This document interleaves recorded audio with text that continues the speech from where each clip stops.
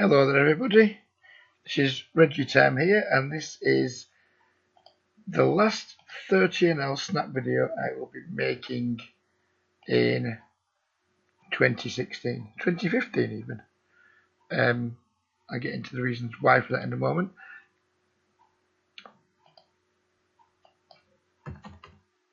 Here on table 1 we opened the 3x. This player 3-bets to 5x, so we obviously called, and now we're just going to check shove on him, and we're going to hope he has aces and not kings, or ace king.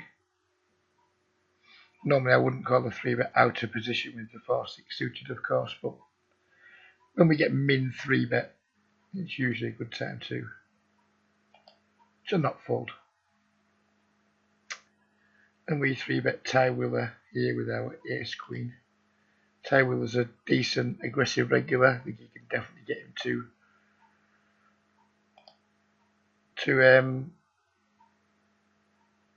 to call with a pretty well defined range, fold a decent amount of hands there, and they just kind of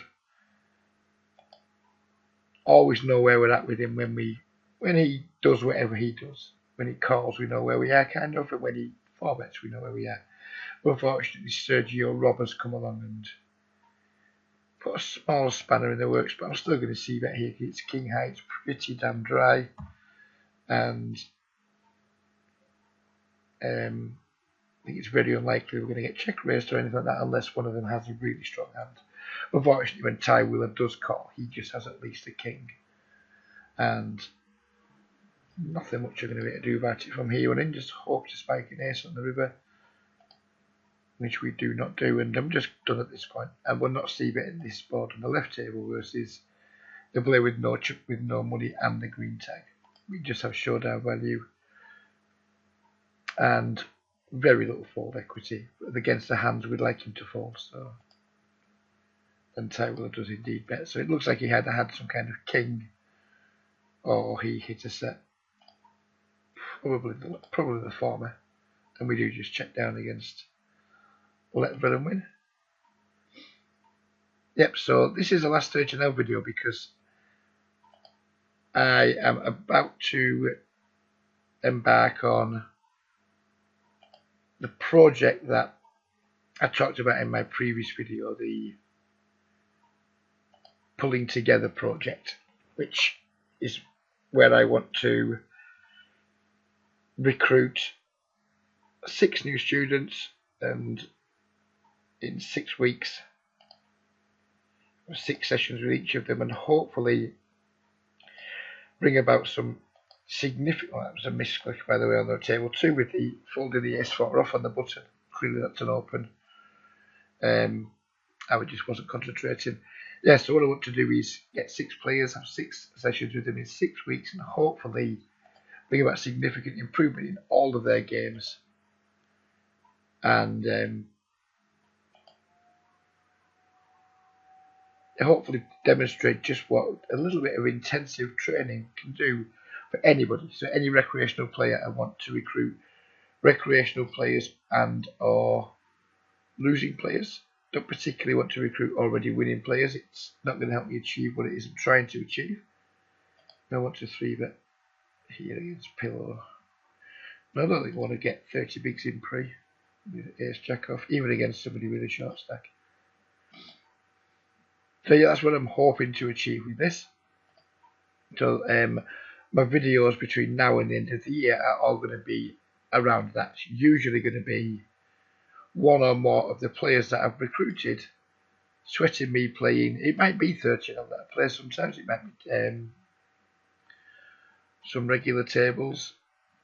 It might be just a review of my session where I play it back and have the students ask questions. There'll be lots of different things I'm going to be doing, which are just giving the students extra value for money. They're going to pay me $120 for 6 sessions, so they're going to get 6 individual sessions.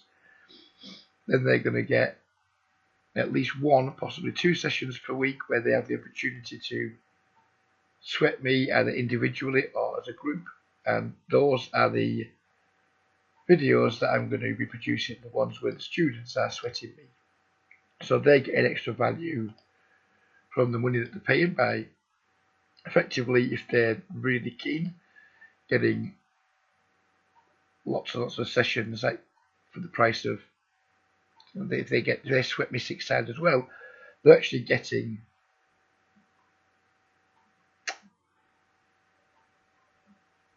I'm going to check raise here against Mr. Bolton. They effectively could be getting up to 12 sessions for 120, which is obviously insane value. And I'm going to use the videos that we make. I'm going to use the sessions where they're sweating me from a video channel, from a YouTube channel. And this is kind of gone a little bit tits up here against M. Bolton. I don't know him from Adam. I was hoping to just check raise the flop and try and get the money in whilst I had 2 other guys, a lot of equity. I'm going to be gutted here when he shows me pocket threes and wins. Now completely butchered this hand because I was too busy talking. I'm not happy with myself. I'm not just going to fall because sometimes you just screw a hand up and you just get the hell out of it. And I definitely screwed that one up. So that's what I'm hoping to do. So that's what the videos are going to be. They're going to be other players sweating me. So if you there still are some places left on this. I have had 5 people express definite interest. 2 people already pay. Expecting the rest to come in the next day or 2. If I get more than 6, fantastic. If I get less than 6, it doesn't matter. But if you are interested, this is the first time you've heard of it, there is still time and room for you to come along. I'm not going to raise here against Jack Leo. Jack Leo is one of the biggest nits in 13L Snap. Ace King is never going to be anything more than a call against him. And then I would use dry boards like this to check raise him and try and get him off lots of pairs that he will be opening c-betting. It's a really dry board. It's very hard, especially with him being a nit. Very hard for him to continue without at least a jack. Because anything that's worse than a jack, he's just going to fold constantly. So that's a good spot on the dry boards. The good spots to check raise, especially against players that you know are capable of folding. And just to continue that theme, we're going to try it again just to see what happens with our aces here against a potential fish. We could be giving value up here because we might just get called in 3 spots, but I quite like the idea of trying to get money in 2 streets here if we can.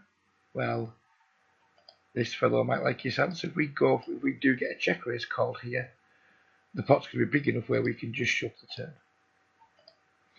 Maybe get paid off his whole stack against just Jack X.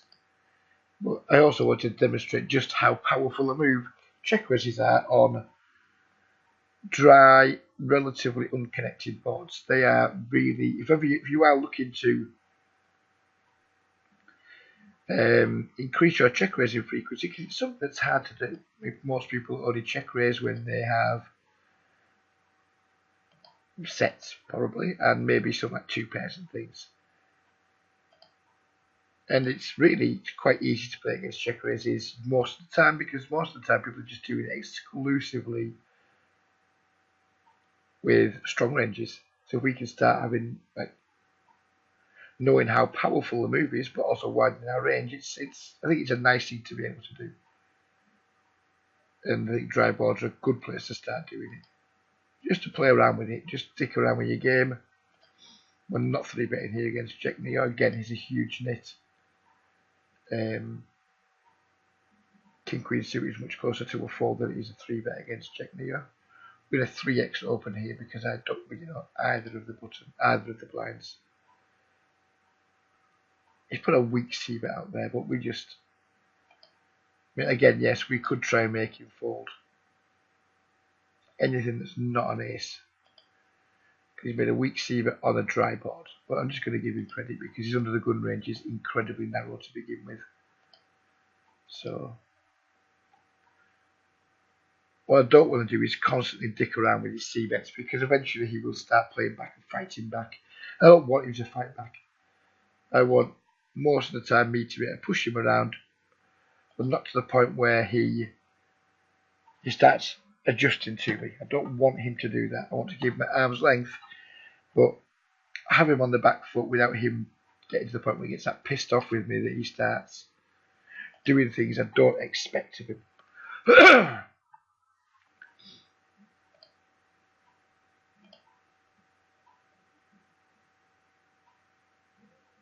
As an aside, for those who have followed my videos for a while, this week, for the first time in a long, long time, I have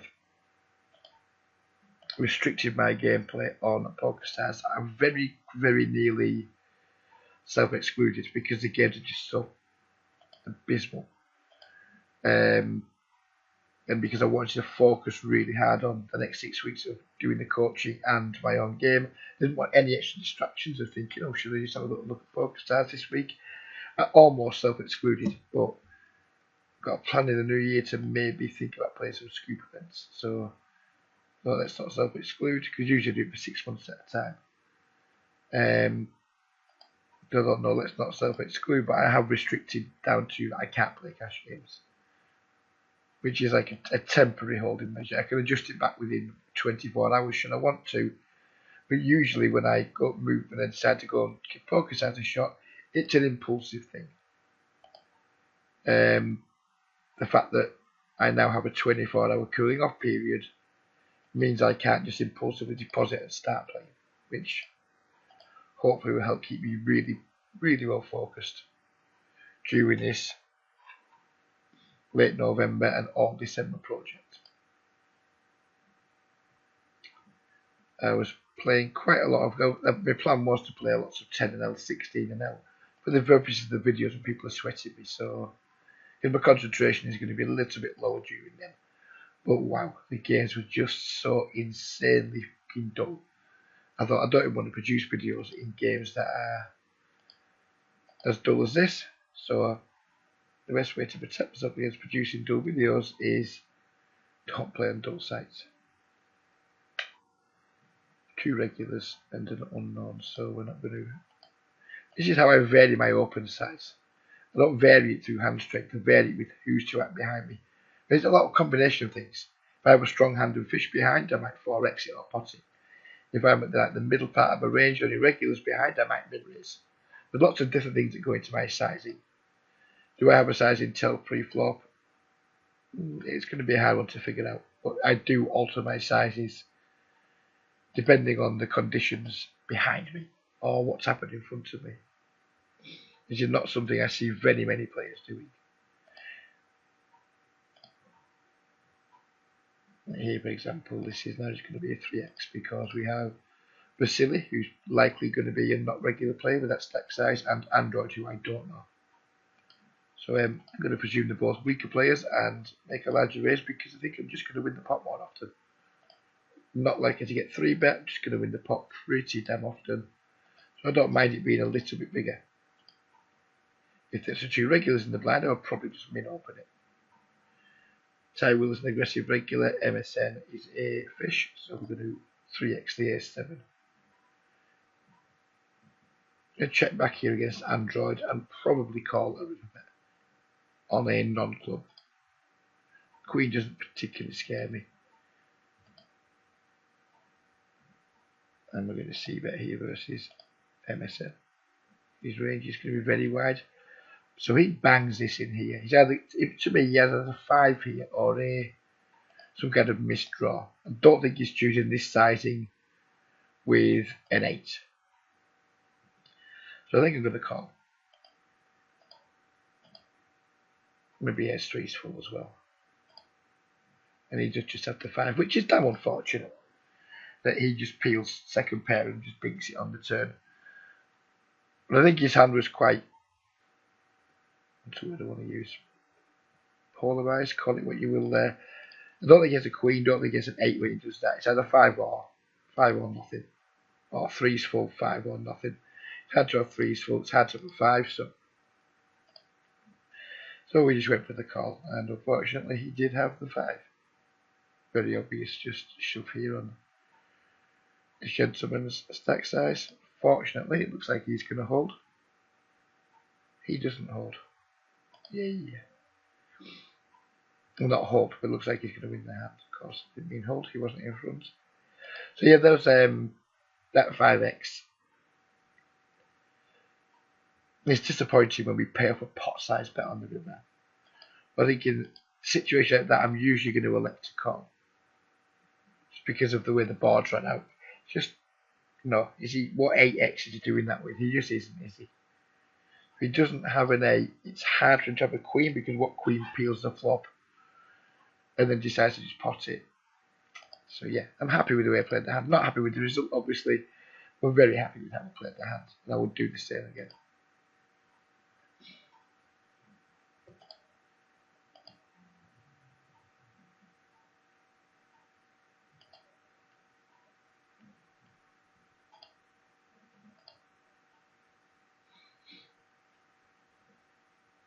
I am making this video at 6:30 in the morning, so these games aren't as good as they could be. But there are definitely some weaker players in them. So we have a player that's, wow, we have 2 bits of action in one go here. Omar probably just has an ace here, but we can't fold to this don't bet. And do we want to 3-bet our ace jack here? I don't think Ty Willer's ever going to squeeze here because of the chances of Chico being a weak player. So he's not going to want to have a bluff too often. So again, we have 2 spots here. We're going to race for value against Omar. I'm just going to bet really quite big here against Cheeky and hope he's got some funky check raise ideas with hands that aren't King Queen. Interesting. We're still ahead of everything that called on the flop except obviously 10x now and King Queen. Just going to call. The 9 doesn't change very much in my opinion. I'm just going to call down here. And if he has King Queen, well, fuck my life. I'm not that happy at this point. But he just randomly has 2 queens. It's just bizarre. One of the last hands I was going to put him on in that situation. Yeah, I'm really not sure what to say about that. Really not sure what to say about that at all. This Wu-Tang seems to be turning up quite a lot. I'm just going to go for the min raise here. Even though he's not fully stacked, he's turning up a lot, so probably implies he's playing more than one table. And I'm still not sure what the hell's going on with that with that ace jack versus 2 queens hand. So what would make a regular lead out on this board? Albeit not a particularly good regular. Check back here with my 1 pair.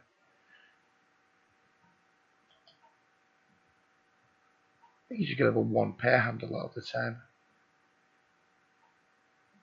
Maybe sometimes it's a draw. I'm not going to get into a dick waving contest with a regular when I don't know much about how his range looks. But it's something now I'm going to look out for against Ty Wheeler. I'll probably go into the lab after the session, look at Ty Wheeler, filter him for donk bets and see what kind of range he's donk betting. I'm basically going to run a filter for donk bets and went to showdown. I'm going to see the kind of hands he's donking and what he's getting to showdown with, and try and figure out, what his donking strategy is. I'm not going to try and find that out while I'm playing by making some loose raises or anything like that, or loose calls. I'm just going to remember, note to myself, we need to figure out what he's doing here, and then I'll go ahead and I'll figure out what he's doing here. I'll try to figure it out. Get a 3-bet here versus under the guns pot open. There's a prize if we get a fold, and we do. And we flop the nuts over here against Gracie.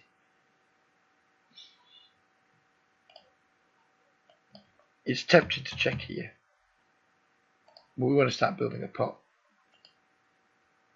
If we don't bet the flop, it makes it a little bit harder for us to get all the money in over 2 streets. So yeah, we get a lot of folds there, but I'm not worried about keeping the weakest parts of Gracie's range in there. I just want to be getting value against the parts of the range she's calling me to make sure we do get stacks in. Burton, who I believe is a very passive player now. I'm not going to 3-bet the 9s against somebody who's passive. We're just going to try and hit some safe-ish flops, hope he doesn't bet too big, and try and get to a showdown against him. Again, we're just going to try and keep the pot small. I will go for value under a bit if he checks back again. And I'm going to hope he does call me with ace high here.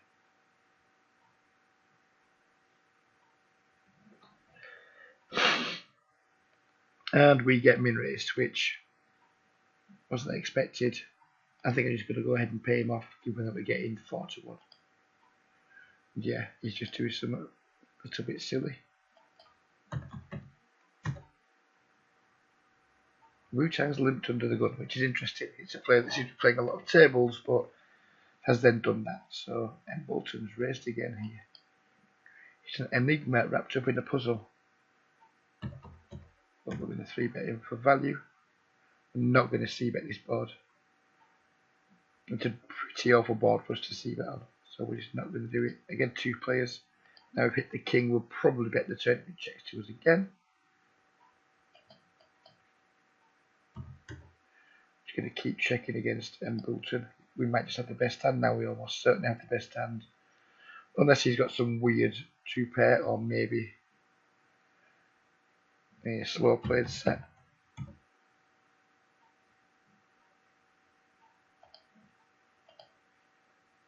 I hope he doesn't donk here. That'd be quite frustrating. He does. I thought that might happen.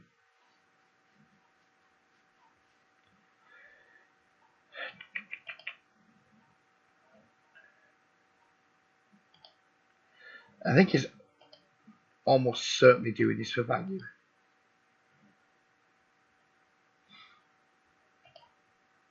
Right, let's sit out this table and figure out what we're going to do here. We can't sit out at the moment.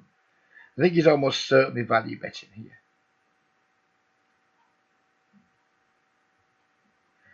So what value hands does he have that calls a 3-bet buts the nuts? Queen 9. He doesn't have Queen 9. He doesn't have 7-9, I don't think. So if he has to be beat, he's going to have me beat with 2-pair, Jack 10 maybe, but we block that a little bit. There's not many combos of that. I think I'm just going to call. And he wasn't value betting, he was just randomly bluffing. So there you go. There you go. This is where I don't like making big folds to bad players, because for the second time this session, we've just seen players do some really weird shit. Regulars don't make them kind of mistakes. Fish make them all the time, which is something that it's a little piece of wisdom that I do try and share with people when I'm talking about the importance of game selection. And that is that our opponents don't have to play that well to make beating the rate quite difficult. This is why we need to play with fish, basically. Because regulars just don't make the kinds of mistakes that we've seen 2 people make out of position in this video. When a regular takes that line, I think it's a very clear fold. When regulars do weird shit, they usually just misplay their hand or they've been trapping or whatever they've been doing. It's very value-y. When fish do it, we can't. We've got to just be not making any big folds to them, because they're doing enough weird shit at the queens. Who knows what was going on with the queens there? Who knows what was going on with whatever that player's name is, who's forgotten now. Who knows what was going through his mind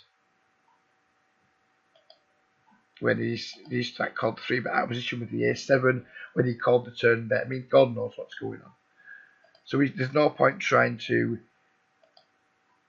logically figure a hand out against fish doing weird things. It's just got to be a matter of what is my absolute hand strength. It's top pair, top kicker. So therefore, let's not be folding top pair, top kicker to a fish that plays badly. That's about as far as your reasoning needs to go in that kind of spot. If you sit there and figure it out much more than that, you'll just drive yourself potty.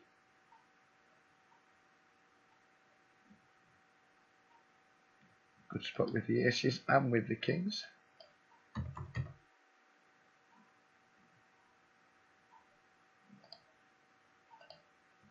Hopefully we can get some action. Now 6 in the morning, maybe that's the new nut it's time to play, because these games didn't feel that good, but all of a sudden I'm starting to think they are quite good. Really good flopping against Bandrovec. If we were ahead pre-flop, we're almost certainly still ahead. And now it's just a matter of hopefully going out and getting ourselves some value. I won't be falling at this point if he's got a set somehow. If he's the kind of player who calls raises out of position with those types of hands, well, good for him. He's just going to stack me. Then we can get tons of value from pocket pairs here though. Ace-X is, the 8 of clubs is not the nicest of turn cards. I still think I'm ahead, but it's going to make me more, going to get me, if I bet here, he's going to fold a lot more than I want him to.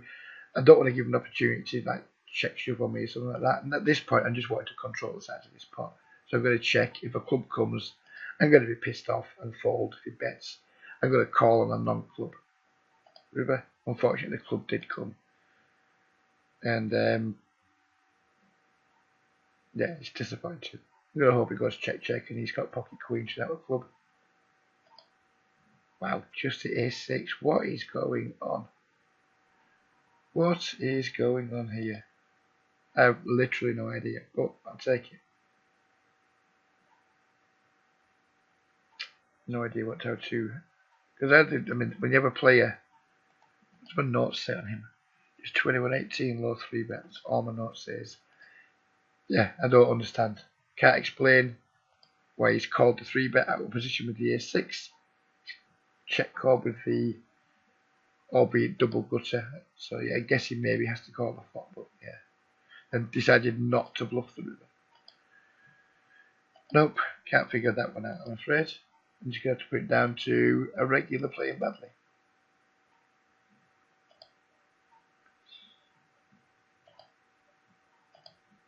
Yeah, it's been an interesting session. And a fun session. Nice way to sign off with 13 on snap for the year. Well, not my play of it, but my video. So just to recap what we talked about slightly earlier in the video. If you are a player that's been considering getting some coaching with me, I am running my best ever offer. 6 sessions in 6 weeks for $120 with sessions in between. You could, it's very possible if you are really committed, you could have 3 sessions a week for $20. If you always jump in when I'm doing it, the sessions where I'm letting players from the group sweat me, if you always jump into those, there's every chance you could get 3 or 4 sessions a week for your $20. You get not exclusive, you get access to me between sessions just through Skype messaging chats. It's incredible value. It really is incredible value.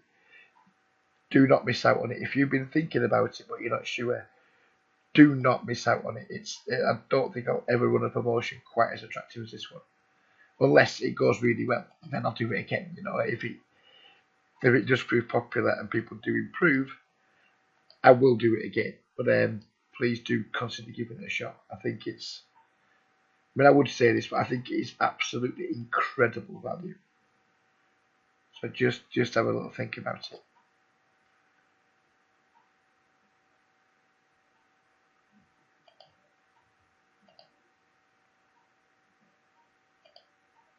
But for now, we're getting close to the half-hour period for the video, and I need to be in work in exactly 1 hour, so I've got some things to do before that. So yeah, we're going to just play around to our blinds.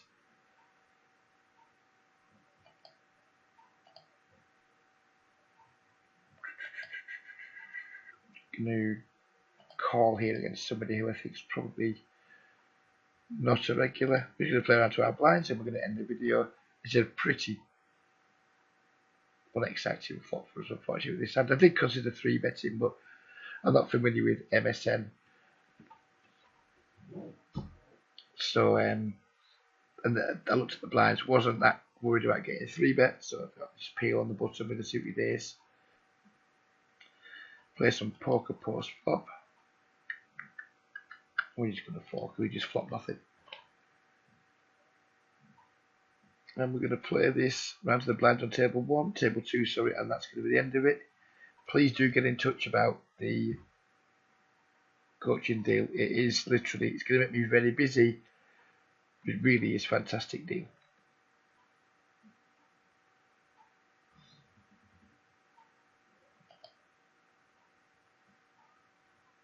And there we go. So thank you very much for watching.